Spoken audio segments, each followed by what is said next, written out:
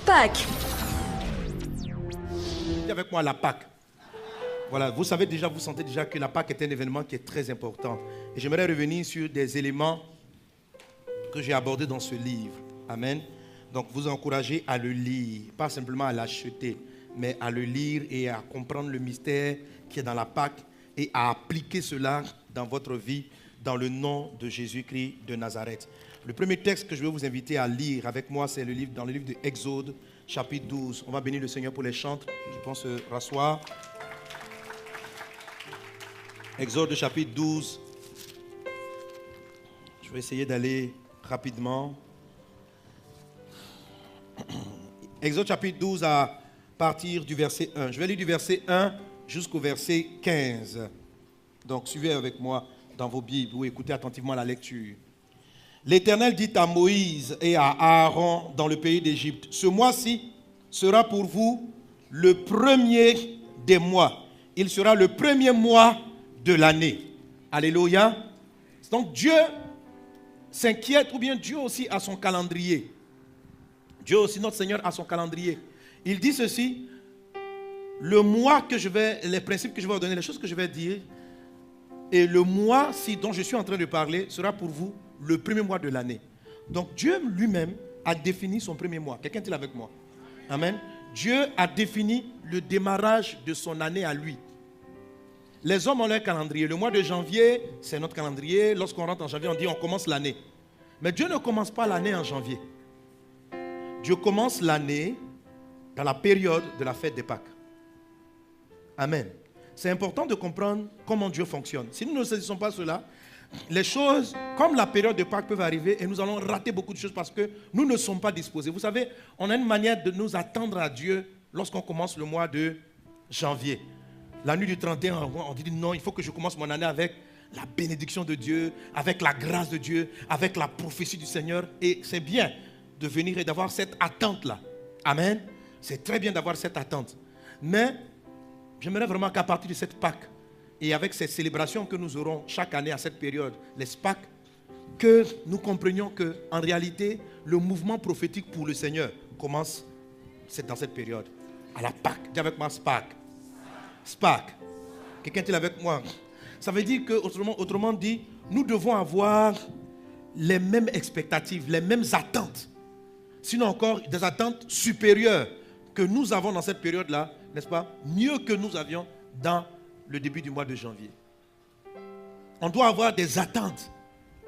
Mieux qu'on en a la nuit du 31, au premier on dit, je viens écouter la prophétie, ce que Dieu va déclarer sur ma vie. Parce que Dieu commence sa saison à la Pâque. Alléluia. Dieu commence, dis à un voisin, Dieu commence à la Pâque. Alors le Seigneur dit, ce mois-ci sera pour vous le premier des mois. Il sera pour vous le premier mois de l'année. Parlez à toute l'assemblée et dites, le 10e jour de ce mois, on prendra un agneau pour chaque famille, un agneau pour chaque maison. Si la maison est trop peu nombreuse, pour un agneau, on le prendra avec son proche voisin, selon le nombre de personnes. Vous compterez pour cet agneau d'après ce que chacun peut manger. Ce sera un agneau sans défaut, mâle, âgé d'1 an. Vous pourrez prendre un agneau ou un chevreau. Vous le garderez jusqu'au 14e jour de ce mois et toute l'assemblée d'Israël l'immolera entre les 2 soirs. On prendra de son sang et on mettra sur les 2 poteaux et sur le linteau de la porte de la maison et on le mangera. Cette même nuit, on en mangera la chair rôtie au feu. On la mangera avec des pains sans levain et des herbes amères. Vous ne la mangerez point à demi-cuit et bouilli dans l'eau, mais il sera rôti au feu avec la tête, les jambes et l'intérieur. Vous n'en laisserez rien jusqu'au matin. S'il en reste quelque chose le matin, vous le brûlerez au feu. Verset 11. Quand vous le mangerez, vous aurez vos reins sains, vos souliers aux pieds et votre bâton à la main. Vous le mangerez à la hâte. C'est la Pâque de l'Éternel. On peut dire encore cette dernière phrase? C'est la Pâque de l'Éternel. Amen. Cette nuit-là, je passerai dans le pays d'Égypte et je frapperai tous les premiers-nés du pays d'Égypte, depuis les hommes jusqu'aux animaux, et j'exercerai des jugements contre tous les dieux de l'Égypte. Je suis l'Éternel. Le sang vous servira de signe sur les maisons et où vous serez. Je verrai le sang et je passerai par-dessus vous. Il n'y aura point de plaie qui vous détruise quand je frapperai le pays d'Égypte. Vous observerez le souvenir de ce jour et vous le célébrerez par une fête en l'honneur de l'Éternel. Vous le célébrerez comme une loi perpétuelle pour vos descendants. Pendant 7 jours, vous mangerez des pains sans levain. Dès le premier jour, il n'y aura plus de levain dans vos maisons, car toute personne qui mangera du pain levé du premier jour au 7e jour sera retranchée d'Israël. Amen. C'est la parole du Seigneur. Alléluia. Alléluia. Dans cette célébration, bien dans cet événement, il y avait beaucoup de choses. J'ai déjà enseigné il y a quelques années sur la notion des herbes amères qu'il fallait manger. Est-ce qu'on s'en souvient? Amen. Amen. Donc, comme je l'ai dit tantôt, voici le démarrage de l'année pour Dieu. Et regardez, le Seigneur dit que le repas qu'ils allaient prendre et l'attitude qu'ils allaient avoir avec ce repas allait les protéger, allait leur donner de la force, allait leur donner la grâce pour pouvoir quitter l'Égypte et aller dans la terre promise. Quelqu'un dit Amen avec moi. Quelqu'un dit Amen avec moi. Lorsqu'on communique correctement et dans l'esprit de la Pâque, quelque chose de prophétique se produit dans notre vie. Parce que c'est le début des choses de Dieu. C'est le démarrage du plan de Dieu pour ta saison. C'est un début de saison pour ta vie. Amen. Et tu ne peux pas prendre le premier mois que Dieu a donné banalement. En disant, oh, moi l'année a commencé en janvier. Là maintenant, je suis en plein de l'année. Mes amis, nous sommes en train d'entrer dans une dimension prophétique. Nous devons sentir les saisons prophétiques de Dieu. Je ne dis pas qu'on va arrêter de célébrer le 31 au 1er, non. Mais je dis que Dieu nous parle dans cette maison. Quelqu'un est avec moi? Et Dieu fait des choses. Même instaurer la Pâque, c'est une révélation. Les conséquences, c'est une révélation. En tout cas, j'évite de faire beaucoup de choses, le maximum de choses. J'évite de faire des choses sans prendre le temps d'écouter et de comprendre le plan que Dieu a. Donc ce que je vous dis, ce n'est que récemment que j'ai eu cette révélation. Dieu me dit, souviens-toi mon fils, je t'ai demandé de faire Pâques. Ça a un but.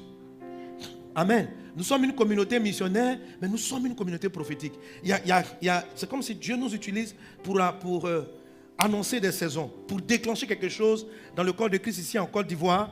Alléluia. Moi je constate, ce n'est pas quelque chose que je veux, ce n'est pas quelque chose que je souhaite, je constate que c'est comme ça que Dieu fait. Dieu nous parle d'une certaine façon. Il agence les choses d'une manière. Amen. Et il est important que nous qui sommes dans cette maison, nous en soyons conscients et que nous fonctionnons en fonction de cela, en respectant ce que Dieu nous a donné. Chacun a reçu quelque chose de la part du Seigneur, mais il y a des personnes que Dieu donne pour initier des concepts. Par exemple, je donne la révélation des tribus, les 12 tribus. Aujourd'hui, beaucoup de communautés reprennent le principe des tribus. Mais dernièrement, encore, Dieu a commencé à parler encore sur les tribus. Pourquoi, il y a des années de cela, il a demandé d'organiser l'église ainsi? Le rôle de chacun. La manière dont chaque tribu était positionnée par rapport au tabernacle. Et le ministère de chacun. Donc, je dis, donc on n'était que dans la première partie de la révélation. Il dit, même la première partie, mais tu n'as pas encore fini. Pour dire même que tu es dans la deuxième partie. Et ce sont des choses que nous recevons de Dieu. Et je dis ça pour Dieu veut qu'on les fasse de manière festive, joyeuse. Mais que nous saisissions l'esprit. Parce que quand tu saisis l'esprit d'un événement, la vie divine te visite. Alléluia. Parce que tu as la bonne attitude, tu as la bonne attente de la part du Seigneur. Tu comprends les temps et les saisons de Dieu. Quelqu'un est-il avec moi? Quelqu'un est-il avec moi? Donne un bon amen à Jésus. Donne un bon amen à Jésus. Et Dieu dit que dans cette période, la première Pâque qu'il allait célébrer, un malheur allait frapper la région où les Égyptiens et les Israéliens se trouvaient. Mais il a dit ceci, ceux qui allaient manger la Pâque allaient être préservés de ces difficultés. Donc on comprend que la Pâque pour Dieu est une manière de prémunir, de protéger ses enfants de ce qui va frapper. Les Israéliens n'ont pas été protégés parce qu'ils étaient Israéliens. Ils ont été protégés parce qu'ils ont mangé la Pâque. Si un païen, quelqu'un qui n'était pas israélien, mangeait la Pâque, parce que quand on comprend les textes, quand on lit les textes, on comprend qu'il y avait des peuples qui n'étaient pas israéliens, mais qui vivaient avec eux dans les mêmes conditions. Aussi, ils ont été protégés. Un Israélien, un Hébreu qui ne mangeait pas la Pâque, allait être frappé. Donc, je peux être chrétien, né de nouveau, mais si je ne saisis pas l'esprit de la Pâque, ça ne remet pas en cause mon salut. Parce que mon salut, c'est mon identité. Tu es toujours chrétien. Mais si je ne comprends pas, si tu ne saisis pas l'esprit de la Pâque, tu t'exposes à certains malheurs, à certains problèmes qui peuvent arriver autour de toi. Mais cela ne t'arrivera pas dans le nom de Jésus. Dans le nom de Jésus. Donne un bon amen à Jésus. Donne un bon amen à Jésus. La Pâque procure aux croyants l'énergie suffisante, la puissance de Dieu suffisante pour aborder victorieusement son année. Dans la Pâque, Dieu te communique les instructions, alléluia, qui vont te conduire durant toute la saison qu'il a déclenchée avec la Pâque. Amen. Amen. Un jour, le prophète Élie devait aller très loin. Et Dieu l'a visité, il lui a donné un repas, qui est un repas spirituel, qui est un symbole de la Sainte Seine, du pain. Il a mangé ce pain. La Bible dit qu'il y a une force qui est rentrée en lui. Il a marché 40 jours. Il n'était pas assis, mais 40 jours, 40 nuits, il n'a plus mangé. Parce que l'énergie qu'il avait accumulée avec le repas là, que Dieu lui avait donné, était suffisant pour lui donner de marcher autant. Le repas spirituel de la Pâque est puissant et suffisant pour te donner la victoire, pour te donner la capacité, les révélations. La Pâque, tous les messages que tu as reçus, ils peuvent être nombreux. Tu dis, mais je n'ai pas retenu l'ensemble. Il faut bien sûr te procurer les CD pour les réécouter. Mais chaque message, chaque semence transporte une révélation. Et à un moment donné, dans le cours de ton année, chacune de ces choses va prendre place. Chacune de ces choses va prendre place. La victoire sur certains éléments, la victoire sur certaines choses. Alléluia, les choses vont prendre place. La manifestation de la foi, le rappel de la puissance de la croix. Toutes ces choses que nous avons entendues. Dis avec moi, entendre. Entendre. Parlant de cela, l'Esprit me disait ceci. La foi ne vient pas de ce qu'on a compris. Ce n'est pas parce que tu comprends un message que la foi naît. La foi naît de ce que tu entends. C'est-à-dire, si tu es assis attentivement, tu entends. Même si tu ne comprends pas la logique du message, ça agit. Ça agit. J'étais là, j'ai dit, mais Seigneur, je veux que les gens comprennent. Il dit, mon fils, c'est l'intellect, c'est la compréhension logique qui paralyse aussi votre foi. Je dis, comment ça? Il dit, non, parce que c'est-à-dire, quand tu veux comprendre, mais Dieu, tu ne peux pas le comprendre. Donc, quand il t'explique que tu es un champion, tu ne comprends pas. C'est-à-dire, tu dis oui, mais tu ne comprends pas.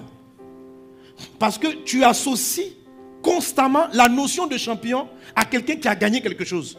Du coup, la parole n'arrive pas à entrer en toi. Parce que tu constates dans ton vécu que tu n'as rien gagné. Parce que le mot champion ou le mot roi sur la terre est associé à certaines victoires ou à certaines positions sociales ou politiques. Donc, même si tu entends, tu ne comprends pas. Comme tu ne comprends pas, et le Seigneur me dit, mais c'est justement la compréhension là, qui tue la foi de beaucoup de gens. Parce que leur logique n'arrive pas à connecter. Et Dieu m'a expliqué ceci. Il dit, regarde, et dans le livre de mystère de la Pâque, j'en parle. Il dit ceci. Toutes les aptitudes, les capacités, le comportement d'un enfant, il ne les fait pas parce qu'il a compris. Parce qu'il a entendu. Il dit, c'est le fait d'entendre qui forge le caractère de l'enfant. Sa manière d'être.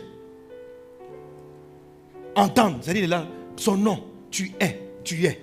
Il entend, il ne comprend pas. Il ne cherche pas à comprendre. On l'appelle Franck. Pourquoi Franck? Pourquoi? Ça veut dire, ça c'est la compréhension. Je veux comprendre la connexion logique, papa, pour que j'accepte mon prénom. Il faut que je comprenne. Parce que si je ne comprends pas, comment est-ce que je peux répondre oui quand tu vas m'appeler? Mais ça n'a pas de sens. Tu n'as pas besoin de comprendre. Tu as besoin d'entendre. Amen. Entends. Franck. La foi vient de ce qu'on entend, pas de ce qu'on a compris. La foi vient de ce qu'on entend, et ce qu'on entend vient de la parole de Dieu. La foi vient de ce que tu es assis simplement et tu prends, tu entends. J'entends. Quelquefois même laisse ta logique de côté. C'est pourquoi la Bible dit ceci, lorsque vous priez en langue, il dit Dieu paralyse l'intelligence. Parce que l'intelligence est basée sur nos expériences, sur ce que nous savons de la vie. Et quand la réalité divine est prêchée, l'intelligence fait obstacle. L'intelligence fait barrage. Et Dieu, pour illustrer cela dans la parole de Dieu, parce que, en fait, l'intelligence nous empêche de rentrer dans notre héritage. L'intelligence, notre connexion logique, elle est limitée. Elle n'a pas embrasé l'infini. Nous ne donnons des noms qu'aux choses que nous avons vues. Ce que je n'ai pas vu, je n'ai pas de nom. Donc, si je n'ai pas de nom, je ne peux pas comprendre. Est-ce que vous me suivez? Parce que pour moi, tout genou, c'est connexion. Il y a des êtres qui sont au ciel, qui sont ni anges, ni démons. Il y a d'autres êtres bizarres. Bon, comme tu ne les as jamais vus, si on vient te donner un nom, les Zoumazou. Ça dit, de quoi il parle? Parce que pourquoi? Parce que chaque fois qu'on nous donne un nom, notre esprit, notre intellect doit l'associer à une image pour que ça ait un sens. Pourquoi les chrétiens n'aiment pas Apocalypse? Parce que quand ils rentrent là-dedans, ils ne comprennent pas. Donc quand ils ne comprennent pas, ils ressortent.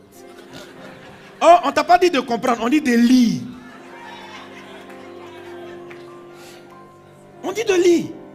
Je ne comprends pas. Dieu me dit, mais Seigneur, je dis, je ne comprends pas pourquoi je ne rentre pas plus dans une meilleure dimension prophétique. Il dit, parce que tu veux comprendre. Je dis, je ne comprends pas pourquoi je veux comprendre. Il dit, mais tu veux comprendre. Tu es bloqué parce que tu cherches toujours à comprendre les choses. Tu veux comprendre pour pouvoir accepter que j'ai parlé. Parce que tu crois que si tu ne comprends pas, tu ne peux pas obéir. C'est faux, mon fils. Ta compréhension et ta logique est basée sur ton éducation. Ce que tes parents ont su, ce que tes amis savaient, c'est ce qui a fait ta logique de vie. Pourquoi tu dis qu'une personne est bonne ou une personne est méchante? C'est ta logique. Tu interprètes les actions altruistes en ton endroit, la politesse, tu qualifies de ça. Mais c'est ton vécu. Donc quand je te parle de la bonté, tu associes ça forcément à ton expérience. Ce que tu n'as jamais vu, tu ne sais pas de quoi il s'agit. Or, je suis le Dieu de l'infini. Donc tant que tu vas rester dans ta logique, il y a une dimension d'extraordinaire que tu ne peux pas atteindre. Parce que tu veux comprendre pour agir. Or, ce qui est extraordinaire est au-dessus de ta logique. Si cette chose-là est dans ta logique, c'est de l'ordinaire. Comment peux-tu rentrer dans une dimension? Quelqu'un est-il avec moi? Comment peux-tu entrer dans une dimension que tu ne comprends pas? Donc ton intellect vient faire un frein. C'est-à-dire quand Dieu même te dit quelque chose, en fait ton esprit s'en va. Dieu te dit, demain, je t'envoie 100 millions. En fait, ton cerveau commence à travailler. Il dit, mais d'où ça peut venir? Dans ce monde ici, est-ce que quelqu'un peut se lever et donner 100 millions à son ami? Voilà, la logique a pris place. Et puis ton esprit fait un tour comme ça. Et en même temps, une barrière se met entre Dieu et toi. Il dit, bon, si Dieu a dit, c'est sûr que c'est Dieu qui a dit. Parce que tu ne peux pas l'accepter parce que dans ton expérience, dans ta vie, il n'est pas logique qu'en moins de 24 heures, cette chose-là puisse se produire. C'est-à-dire, et du coup, la voix de Dieu bute sur ta logique. Sur ta logique. Et la parole n'a pas d'effet. Et la parole n'a pas d'effet. Quelqu'un est-il avec moi? La Bible dit, ce peuple a des oreilles pour entendre, mais il n'entend pas. Leur cœur est devenu dur. Je dis des choses, ça ne rentre pas. Mais ça ne rentre pas pourquoi? Pas parce qu'on a rejeté Jésus. Et c'est ce qui nous trompe. On se dit, bon, ceux qui ne comprennent pas, c'est ceux qui disent qu'ils sont païens. Mais nous, on n'est pas païens, on est convertis. Mais c'est qu'on a mis l'intellect en Dieu et nous. Quand il nous explique quelque chose, on est tellement selon nous cartésiens. Mais ton cartésianisme, sur quoi s'appuie-t-il? Sur les livres que tu as lus et ce que tu n'as pas lu. Ce que tu appelles cartésien. Ta logique là, tu as appris où? Ce n'est pas les cours de philosophie que tu as fait? Mais les philosophes, de quoi parlent-ils? Ils parlent de leur observation du monde. Mais et ce qu'ils n'ont pas observé? Ce qu'ils n'ont pas observé, c'est ce qu'on appelle l'extraordinaire. Ce qu'ils n'ont pas vu et ce qu'ils n'ont pas entendu. Comment peuvent-ils asseoir une logique si c'est qu'ils n'ont jamais vu ni entendu? Et comment Dieu peut-il t'amener donc les choses inattendues dans le monde réel? Si, il y a un moment donné, tu n'ouvres pas ton esprit. Quelqu'un est-il avec moi? Donne un bon amen à Jésus. Donne un bon amen à Jésus. Donne un bon amen à Jésus.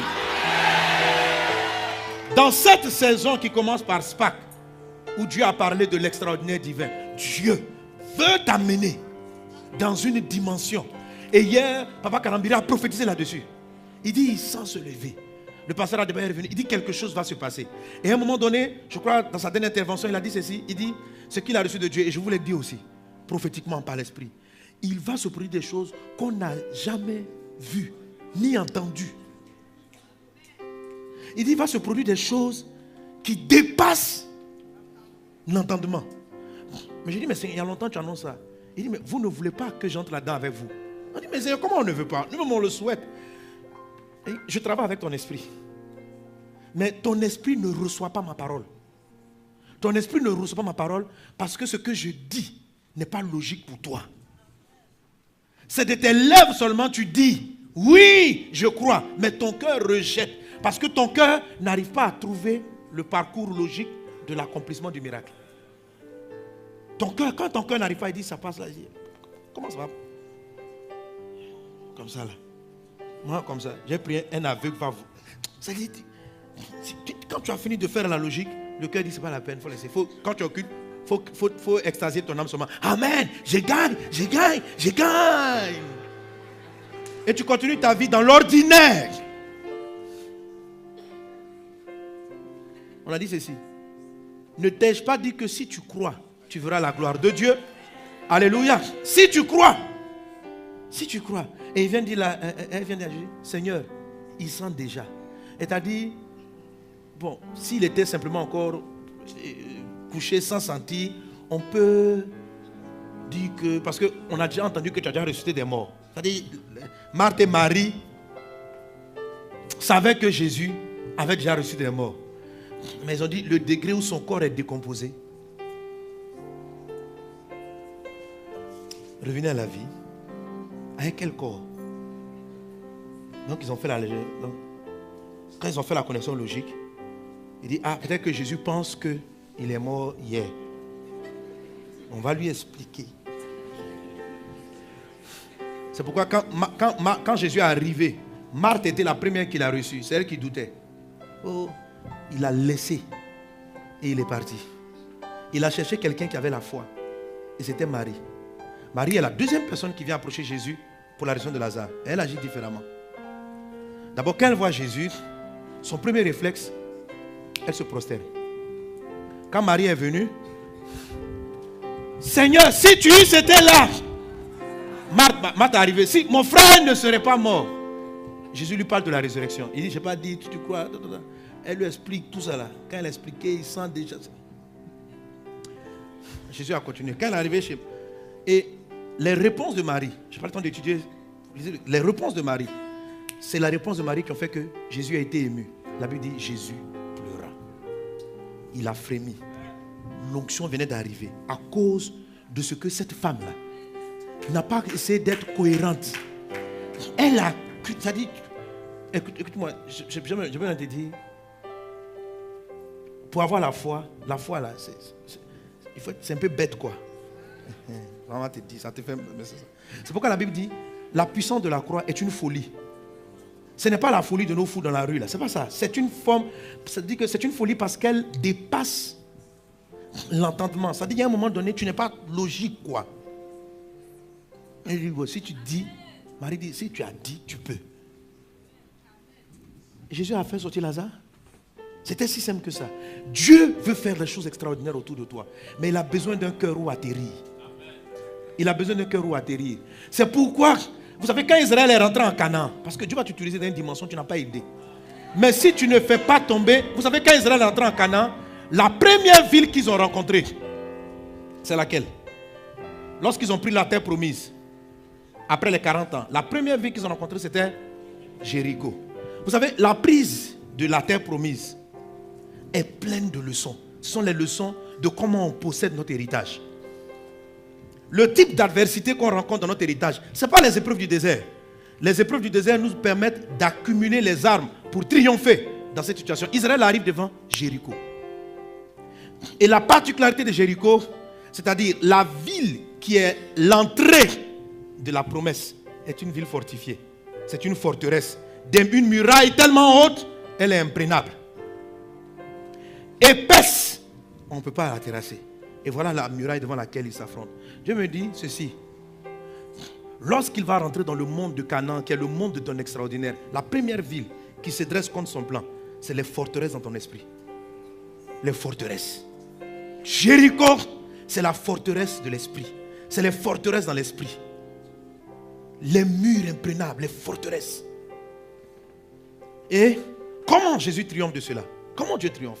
Il dit ceci à Israël, il dit, ici là ne prenez pas les armes, laissez les couteaux, laissez tout ça. D'abord ils sont partis espionner la ville. Ils ont eu une alliée, Rahab. Un jour j'expliquerai cela. Amen. Amen.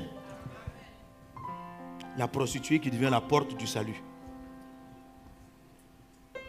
Parce que c'est une même forme de pécheresse et de prostituée qui a introduit aussi l'ensevelissement de Jésus. Il y a un parallèle dans cette affaire. Comment Dieu rachète certaines vies. Mais bref, c'est autre chose. Amen. Quelqu'un est-il avec moi? Et quand ils arrivent devant la forteresse, Dieu demande une chose.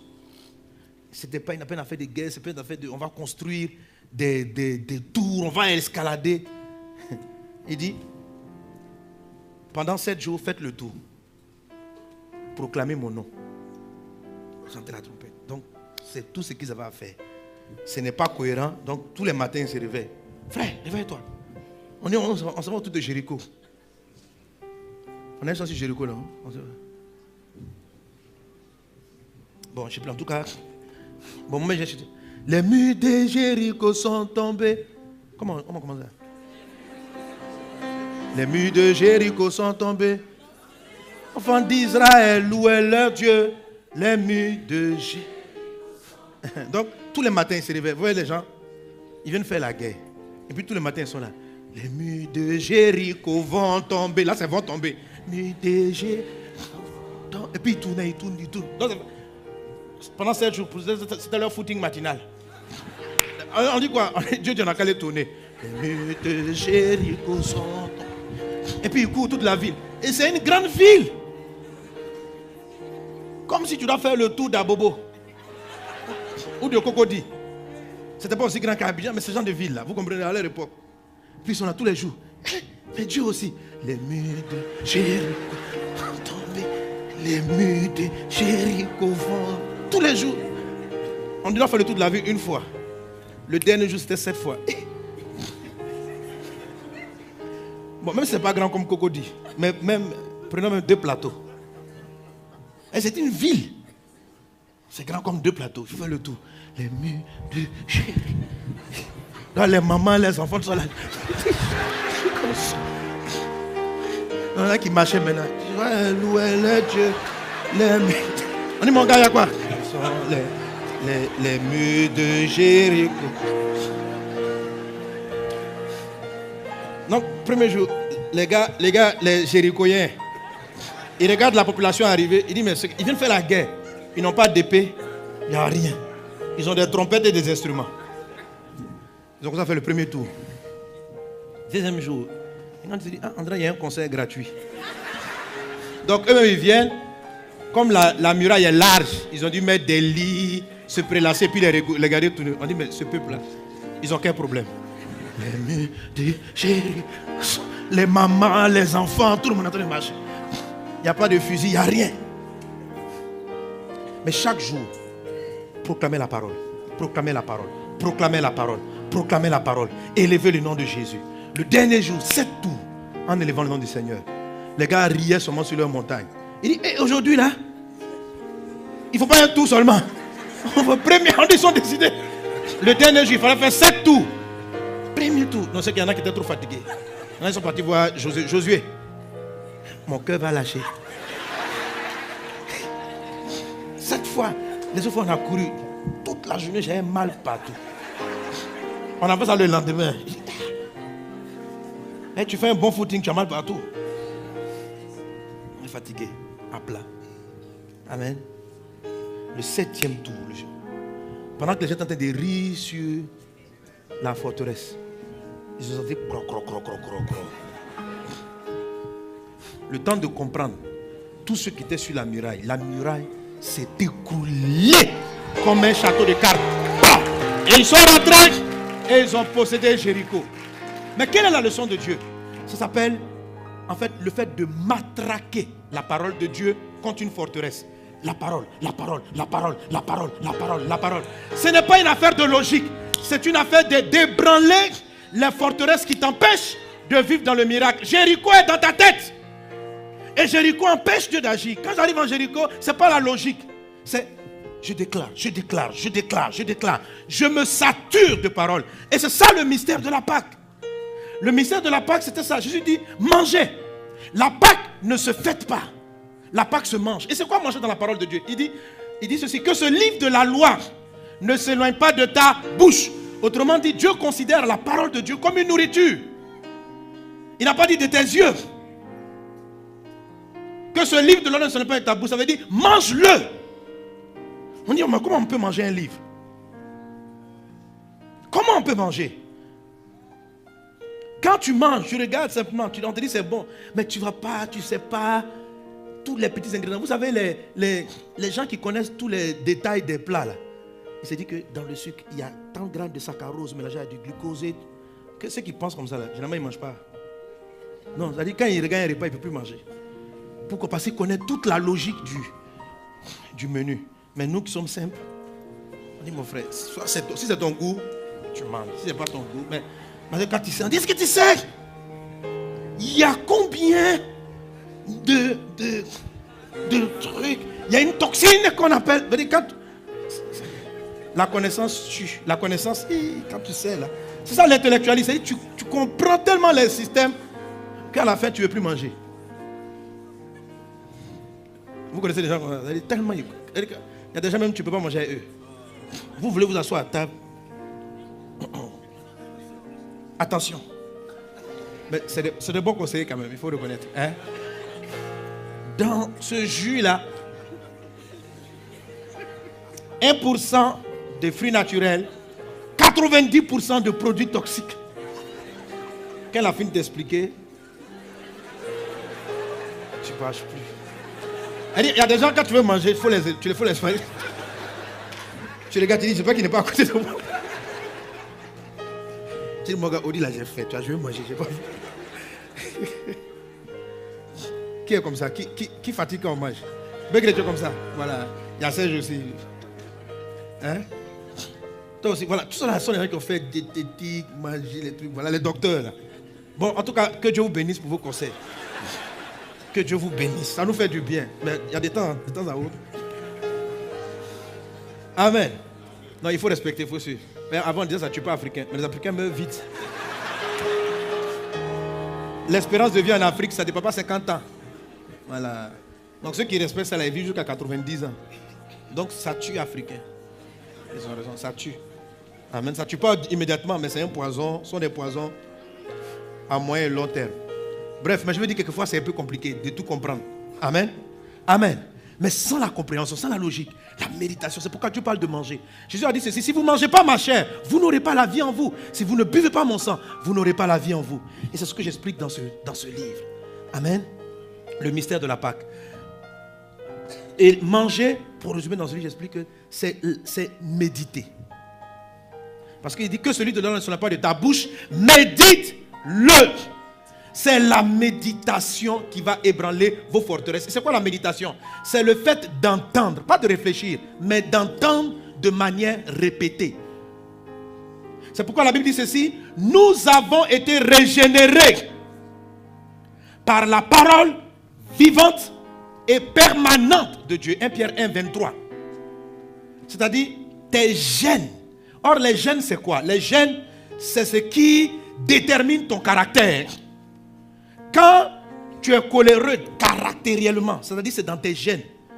Tellement c'est entré en toi, si tes enfants naissent, ils auront le même type d'irritation que toi. La colère n'est plus pour toi, on ne te demande pas de te mettre. Si on t'explique que la colère n'est pas bien, tu vas dire oui, mais tu vas te mettre en colère encore. Parce que tu ne te mets pas en colère de manière logique. Tu te mets en colère parce que la colère est en toi. Certains ont la paresse. On t'explique, dans la vie, il faut bosser mon ami, il faut bosser. Mais quand tu te lèves, le sommeil te prend, tu es lourd, tu marches lourdement. Ce n'est plus une affaire de logique. Ce n'est pas qu'on va t'expliquer les méfaits de la paresse. On va beau t'expliquer les méfaits. C'est que les méfaits ont dépassé le seuil de la cohérence. Ils sont passés dans tes gènes. Ils sont arrivés à devenir des caractères. Quelqu'un est-il avec moi? Et ces caractères-là forment des forteresses. Ce sont les Jéricho. Et la Bible dit, nous avons été régénérés, c'est-à-dire nos gènes, nos caractères sont changés quand la parole de Dieu est vivante et permanente, c'est-à-dire permanemment. La parole est permanente. Elle frappe, elle frappe, elle frappe, elle frappe. Le tour de Jéricho. Parlez, parlez contre le mur. Parlez, parlez, parlez. Ce n'est pas logique, mais parlez. On n'a pas de fusil, mais parlez. Chantez, chantez, dites mon nom, dites mon nom, dites mon nom. Et la muraille s'est fissurée. Et ils ont pu entrer dans Canaan, prendre la terre promise. Quelqu'un est-il avec moi? Quelqu'un est-il avec moi? D'où la période de Pâques. D'où l'esprit. C'est-à-dire, Seigneur, je veux passer à une autre dimension.